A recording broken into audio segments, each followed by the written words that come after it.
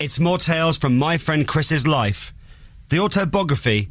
It's 24 years at the tap end. When you hear this, you know it's nearly Friday. Work is over for the day. Sit back, relax, maybe make a cup of tea, and listen to more of these stories. What's occurring? Ken Barlow inspired me today. Inspired a lot of people today, I think. To write this one. It's round from my 15th year at the tap end, which I think is the GCSE year. And how did Ken help you with that? Just sort of in the theme of this. But I'll explain all. Could you, please, quickly? Oh, what now? Well, yeah, I'm a bit concerned. I just thought I'd talk about old people today. Sure. Glad we've got that cleared up. Fair play, though. He is 80, isn't he? Is he? Ken Barlow is 80. Doesn't look it. He is? Would you, Ken Barlow? Would I what, Ken Barlow? Is he on your list? Hey? Look, I answered those internet rumours on my personal Twitter account earlier on today. So you weren't one of the 1,000? No. Apparently it could be more. One of Ken's babes. So 15th year, I think, whatever the GCSE year was, if you're keen. Keen, as always. Keen, Bucku? Keen. Ready. Ruddo. Someone, can I just say, when I was doing that presentation when I was off on Tuesday, someone actually heckled me with Ruddo. Did they? Yeah, I introduced myself and someone in the audience went, Ruddo. Actually, someone... I was like, and I automatically went, Ruddo. Ruddo. And I thought, that's going to sound so weird, because they're obviously being, like, cut up and put on the internet, and then there's me just going to be randomly going, Ruddo. Do you think we could convince them to, maybe start the 100 metres at the Olympics with Ruddo? What's the new starters gun? Yeah. Keen. Ruddo. Anyway, ready. We're all ready, aren't we? Go on, we've established that. Right. You're never Ruddo, but Reddo. Right, come on, I'm ready. When growing up, me and my mates Dugsy and Webbo were never the kind of lads that would cause any criminal damage or terrorise the neighbourhood. We were middle of the road, nice lads, I'd like to think, proud of our town and its people. We enjoyed keeping up on local news and getting involved in local pinner activities and events. We had respect for the elder members of our community, who often organised all this stuff. I've always been the kind of person that believes in giving up their seat on the bus for an elderly person, or helping carry shopping bags when the elderly people are walking upstairs. Like gentlemen would. I like that. You are a gent. And there aren't many of you left, Chris.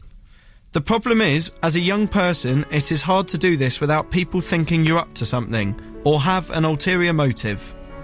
Only last week, me and Dugsy were walking down an alley when a small elderly person appeared at the other end. Feeling awkward, we tried not to look threatening, and the person on the other end looked anxious.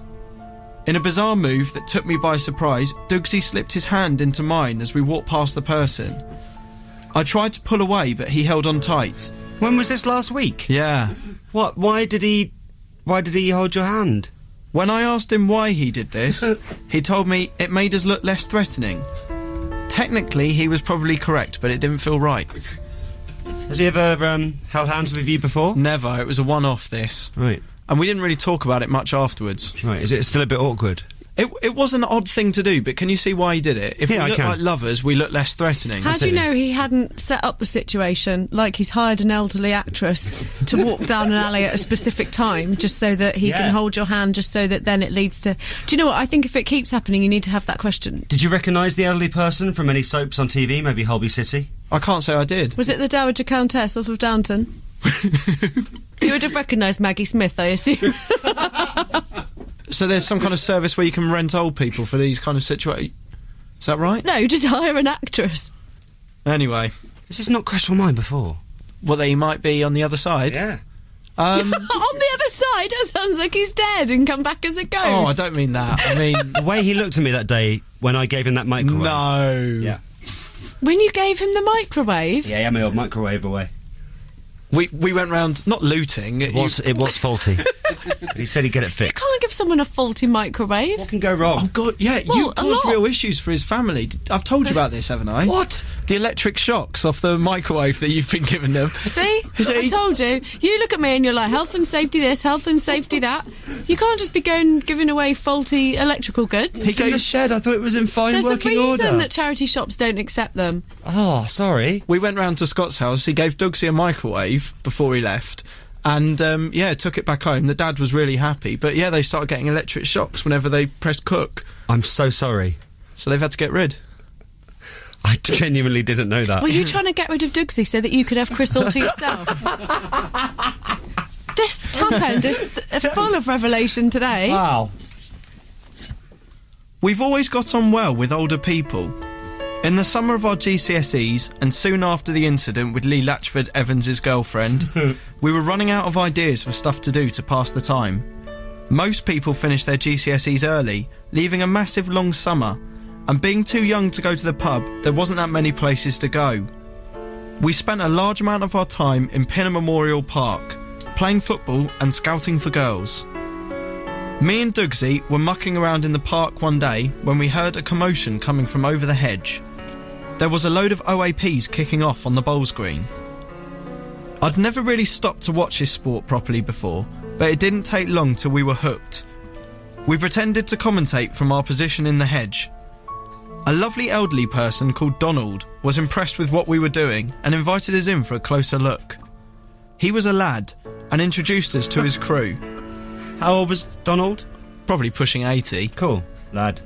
It was mainly lads that we were introduced to, but there was a bit of crumpet on the side. You can't call old people crumpet. Why not? It's just... One, it's off of Nan's. Crumpet? Yeah. Bit of crumpet. And two, you said you respected your elders. I do. Well, you can't call 80-year-old women crumpet. Yeah, but it's more rude that you're saying that you can't be crumpet and 80. I think you mean to call them cougars. No, because cougars are just after young people, aren't they? Right, so what age is a cougar? 40? Yeah, but they've got to be interested in young people. I'm not saying these ladies were interested in young people. I was just saying they were the skirt then. All right, then, they stick with crumpet. The skirt! Well, what else do you call them? Ladies? Yeah, can do. All right then. Cool. All right then. Thanks. We had a great time that afternoon, and were even shown the basics of bowls.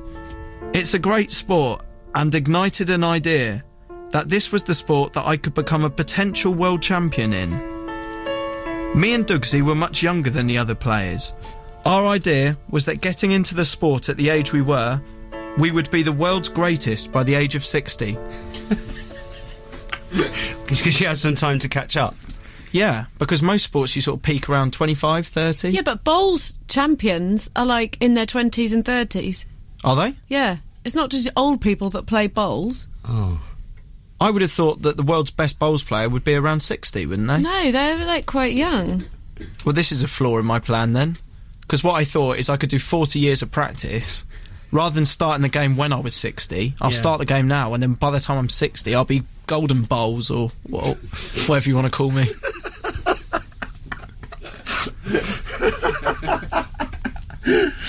We ended up becoming members of that bowls club, causing everyone at the bowls club to have to get police checked.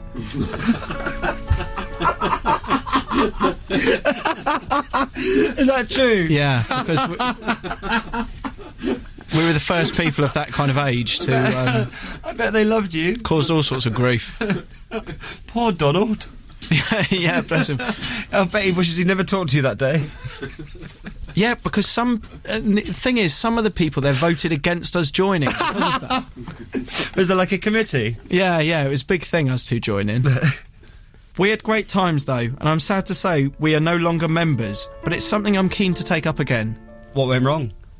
We just sort of gave up after a few weeks. You can only do it in the sunny weather. So after all of that hassle of everyone, all those 80-year-olds getting police checked, you went for 3 weeks. My £10 membership, and then it was off. We just sort of left it.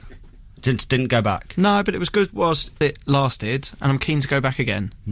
It was also in Pinner Memorial Park that we first came across a small band of men that turned up to every Pinner function or event. A small band of legends, the Morris Men of Pinner. It was the Pinner Village show where I first saw them, dancing around and drinking beer. People loved them, I loved them, and I wanted to be part of them. You wanted to be a Morris dancer? Yeah. I just think they're great. They dance around. Is it the hanky thing? Yeah, you know, they dress all in white and they've got bells on their legs and stuff like that. It just looks fun. See, if you go back to that alley, if you were dressed as a Morris dancer with bells on your fingers and bells on your toes, that old person would not have been scared of you. Yeah, that's true. And then Dougsy wouldn't have had to do that awkward holding your hand thing. Yeah. They would dance around in circles, clashing sticks and shouting nonsense. When it came to the part of their performance where they encouraged the crowd to get involved, I was more than keen. I was taught the basics and got right into it. They had a number of moves, one involving a rubber chicken. Eh? I don't know what the symbolism is, but they would just toss this rubber chicken. There was one time I remember they were doing an event in Pinner, and they tossed the rubber chicken on top of an ice cream van, which caused issues for their performance, but it was funny all the same. They all had moustaches and wore full Morris Dancer uniform. I got chatting to them after one performance. Dougsy was trying to persuade me to sign up, when my attention was caught by a quite petite Morris Dancer. He was unlike any of the others, and it didn't take me long to realise why. It was clearly a girl with a moustache drawn on. Really? Yeah. I was intrigued by this. Not sure whether I should blow her cover, I decided not to make a big point of this. Was it obvious? It was blatantly a girl with a moustache drawn on, and she had a high voice. Perhaps the other Morris men hadn't clocked the girl in the group, and she was doing a good job fitting in. She was even drinking ale. I suppose I could see her problem. There doesn't seem to be a female equivalent of Morris dancing, so if she wanted in on that sport, then she had to pretend to be a bloke. This sounds like it could be a plot to some new kind of rom-com. How do you mean? Do you know what I mean? Where a girl infiltrates a Morris dancing group to get close to the hot one. Yes. So Jennifer Aniston has always wanted to become a Morris dancer, but isn't allowed because she's a man. So, what? Because she's a man? No, I mean, because she's not a man. Yeah. Right? And then... No, she's not a man.